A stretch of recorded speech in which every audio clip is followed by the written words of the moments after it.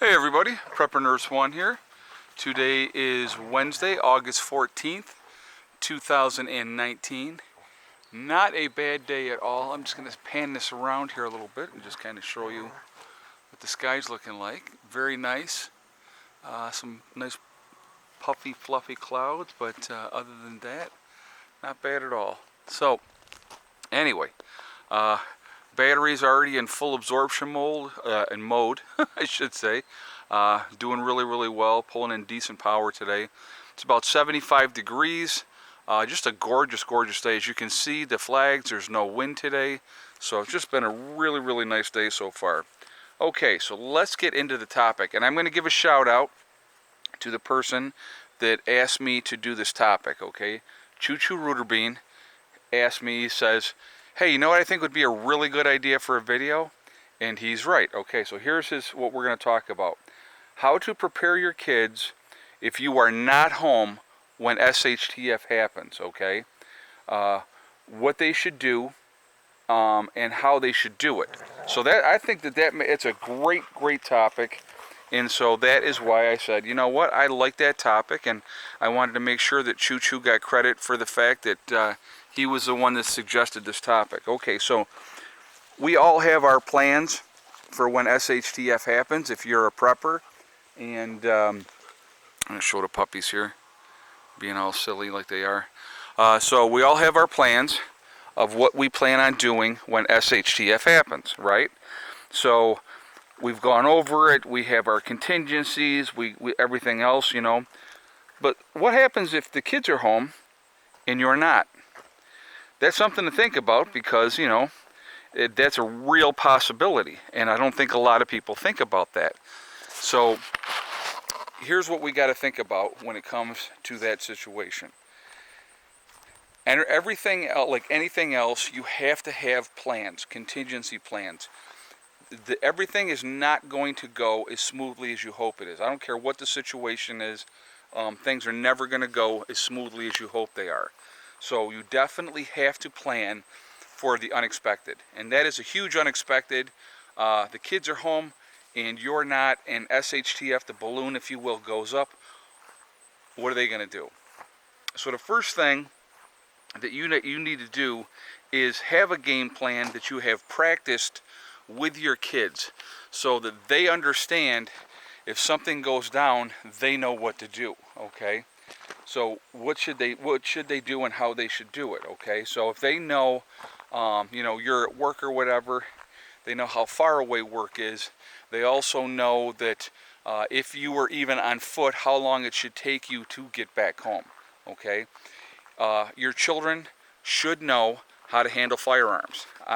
Honestly, I don't care if they're 10 years old. They need to know firearm safety. They need to know that it's not a toy. I'm going to give you a great example, okay? So when Josh, my stepson, was maybe 5-6 years old, my ex-wife came to me and she's like, you know, Josh keeps asking all these questions about, you know, the guns and blah, blah, blah, blah, blah. She says, I don't know what we should do. I said, I got this. I go, Josh, come here with me. And he was like, okay. So sat him down on the bed and I brought out the shotgun and I said, all right, this is not a toy, okay? But we're gonna go through some things. And I showed him how you check to make sure that it's empty, okay? I showed him all those type of things, and I says, okay, now this weapon is completely empty. I said, now, here, and I dropped it in his lap. And I let him explore it, look at it, look it over, the whole thing, and guess what happened, guys? It took that curiosity away about the taboo, ooh, bad gun. He never asked about it again, never talked about it again, was not interested in it again after that, okay? You don't make it something that is a bad thing, something that is taboo, because if you do that, if you say, like, okay, here's a great example. You put something up on a shelf, and you say, don't ever touch that. That is the one thing you are not allowed to touch, leave that alone, don't touch it. the minute you are gone and you are not around, the first thing they're going to do is they're going to go touch it, check it out, see what's going on with it, because it is a taboo. So that's important, okay, in that part. But now the second thing is, let's say your kids are teenagers. They have to realize that they may have to defend themselves, okay? So again, training comes in, and you take your kids and you teach them what is right, what is wrong, what to do, what not to do, okay? And so that's what you need to do. Make sure that they understand what it is, understand that you may not be back home quickly in an S.H.T.F event, that they may have to defend themselves if some situation arose, and they know what to do. They know, where different supplies are. They know where, if it's a power outage, let's say, okay, they know where the lanterns are. Hopefully your kids know how to start a fire and keep a fire going. Both of my kids know how to start a fire and keep a fire going. It's something that I thought was really, really important that they know how to do. So that was one of the things that we had always worked on. So those are things, again, like I said, so training your children to understand, to not be fearful of a situation, just like you, as an adult, as a responsible parent, when S.H.T.F happens, you're not going to react, you're going to act. You're going to want to train your children the same way. You don't want them to panic, you want them to remain calm, and you want them to act, okay? So I think that's really, really, really important. All right, so I got to show you something that absolutely drives me out of my mind, okay? And this has happened yesterday and it happened today. Now, my dogs, if they go to the toilet, I mean, I've had these guys over a year now, okay? If they go to the toilet, they go off into the woods and they crap in the woods. They do not crap in the yard, anywhere like that, okay? Now, my neighbor's dog, they have two dogs over there. Their dog likes to crap on paths. It won't crap in the yard, it likes to crap on paths. So here I am today. This is new. This one just happened today. And this one is from yesterday. And I'm like, you gotta be kidding me. So my neighbor's dog, who lives over there, I don't know when the dog comes over here and takes a crap in my driveway. So I'm actually gonna clean that up and throw that off into the woods, but I'm just going to show you that because that drives me nuts. I don't like that. But, and her and I had a conversation here recently, and it was a good conversation, and we came to a understanding about a situation because one of her dogs actually went after one of my kittens on my property. And so we talked about, in a very nice way, I was not being a jerk, and I told her, I said, I'm not trying to be a jerk, but I told her what happens if her dog comes over here and attacks one of my animals on my property again. So we did have that conversation, and she's been much better with her dog since then, so which is good. But I think as a pet owner, you need to be responsible for your animals. I mean, our dogs, oh man, these freaking bugs again. Our dogs don't go out unless they're supervised. That's just the way we do it, because they're dogs. They're going to take off. They're going to do things. But, they need to get out, they need their exercise, they need to run around. But they need to do it in our property, not on the neighbors. Anyway, so, again, I want to hear what you guys think about, with your kids, okay? Where's your thought process when it comes to preparing your kids for S.H.T.F? I mean, how much have you incorporated them in there? And even at a young age, you can teach them certain things. Obviously, you're not going to teach your 8-year-old that they need to arm up and protect the homestead. So, but they can know different things to do, different things that could possibly happen, and they need to be prepared for those things. I think that's really, really important to incorporate them in that planning, okay? I wanted to mention a couple things. Obviously, I'm going to be doing my live stream tonight. So we're going to talk about how today the stock market is, the last I just checked, it was down 723 points. So we're going to talk about the stock market crashing and a possible recession. More so on the recession end. That's what's we're going to be talking about tonight in my live chat at 8 o'clock. Okay, so, and actually I'm going to kick on here real quick and I will tell you what the stock market is doing right now. Right now, it is 1:30 in the afternoon. And let's see. So okay, so right now it has come back a little bit. It's down 621 points. But so we're going to talk about that today in the live stream tonight at 8 o'clock Eastern Standard Time. So definitely please join me for that. Look forward to seeing everybody in the live stream. So we're going to be talking about the stock market tanking, possible recession happening, which has already been happening for a while, but people were not unaware that it was going on.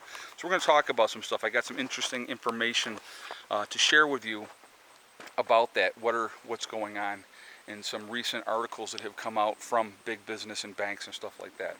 So definitely please check that out tonight. Again, 8 o'clock Eastern Standard Time, we will be talking about that, okay? Also, we are getting closer, guys. I'm actually, like I said, I'm really getting excited.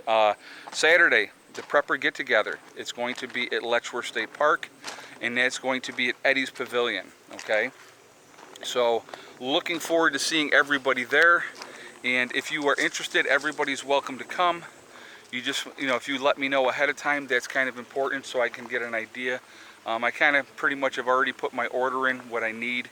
And so I kind of have a number in my head, so we're working on that, and that's what we're going to go with. So I'm going to be providing hot and hamburgers and the fixings with that, of course. If you are going to bring any alcohol or anything to drink, please bring that yourself, and so that is fine. It's not an issue. We're going to have a good time. It's going to be a nice get-together of like-minded people just to have a good time, okay? So I am looking forward to meeting everybody and getting together. I think we're going to have a really, really nice day.